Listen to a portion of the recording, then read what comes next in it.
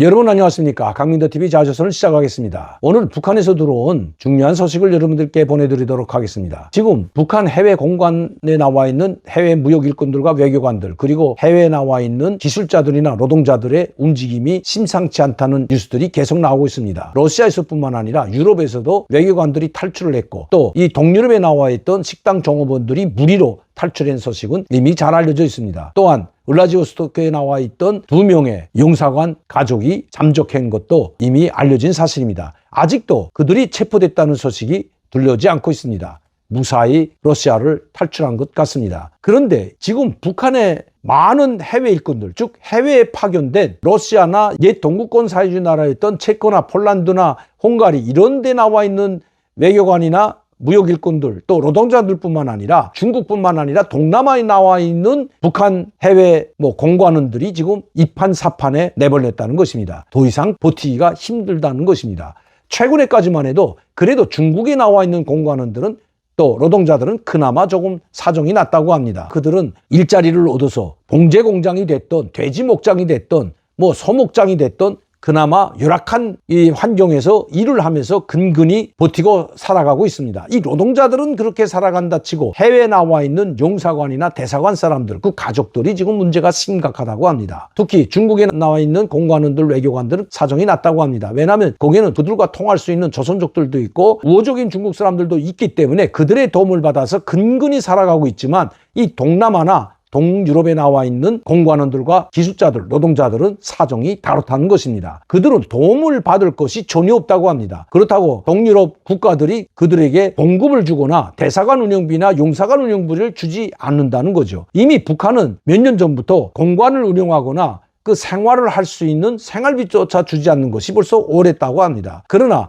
예전에 코로나19 전에는 이 북한과 자유롭게 내왕을 하면서, 즉 공관원들이 한 번씩 북한에 출장을 가든지 아니면 배나 기차로 들어오는 물건을 받아서 공관원들이 그 물건을 북한의 인삼술이나 담배나 특산물을 장마당에 내다 팔든지 해가지고 그 돈을 가지고 생활비를 썼다고 합니다. 그러나 코로나19로 말미암아 특히 철저하게 봉쇄하면서 3년 6개월 동안 단 한 번도 이 해외에 나와 있는 공관원이 됐던, 기술자가 됐던, 무역 일꾼이 됐던 이 사람들은 단 한 번도 북한으로 가지도, 또 북한의 소신도 물건도 받지 못하고 있다고 합니다. 죽기 아니면 살기에 지금 내몰렸다는 거죠. 북한에서 파견된 이 해외 일꾼들의 처지가 몹시 딱하다고 합니다. 딱한 정도가 아니냐, 죽느냐 사느냐 갈림길에 놓여 있다고 합니다. 그나마도 4월에 문을 연다, 5월에 문을 연다, 이제는 7월에 또 7월 27일을 계기로 이 전승절이 끝나면 문을 열 것이다. 즉 그 문을 연다는 것은 기차가 다니고 비행기가 다니고 그리고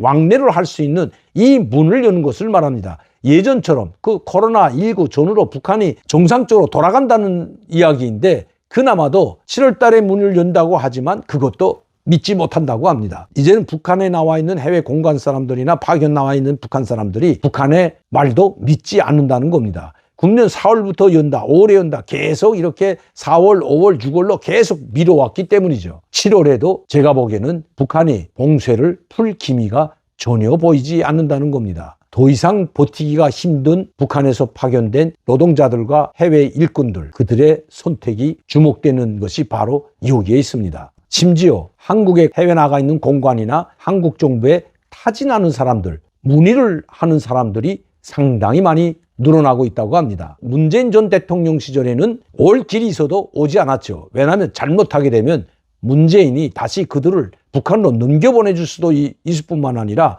또 공관원에 들어와도 공관에서조차 받아주지 않았다는 것은 이미 잘 알려진 사실입니다. 공관에 들어온 사람도 내쫓았던 것이 바로 문재인 정권 시절에 있었던 현실이죠. 실제 공관에 찾아갔다가 문전박대해서 쫓겨난 사람들이 한둘이 아닙니다. 그런 사람들이 벌써 작년에 들어온 사람들이 있습니다. 그러나 지금 윤석열 정부가 들어서서는 문제가 달라졌습니다. 아마 윤석열 정부는 그들을 적극적으로 받아들이고 있을 뿐만 아니라 철저하게 보호하고, 또 그들이 도와달라면 한국에 오지 않더라도 얼마든지 도와줄 수 있는 환경이 조성됐기 때문이죠. 그래서 도와달라고 도움의 손길을 내밀고 있다는 것이 북한에서 온 소식입니다. 그래도 믿을 것은 한국밖에 없다고 생각하는 해외 공관원들, 또 해외 파견 나와 있는 노동자들, 김정은이 고민이 더 깊어질 수밖에 없는 상황으로 치닫고 있다는 것입니다. 북한과 김정은은 어떤 선택을 할까요? 북중 국경뿐만 아니라 북한이 꽁꽁 봉쇄한 이 봉쇄를 과연 풀어줄지 북한의 선택이 주목되는 시기입니다. 오늘도 강민도TV 자유조선을 시청해 주신 여러분들께 진심으로 감사를 드립니다. 저는 내일 이 시간에 다시 뵙겠습니다.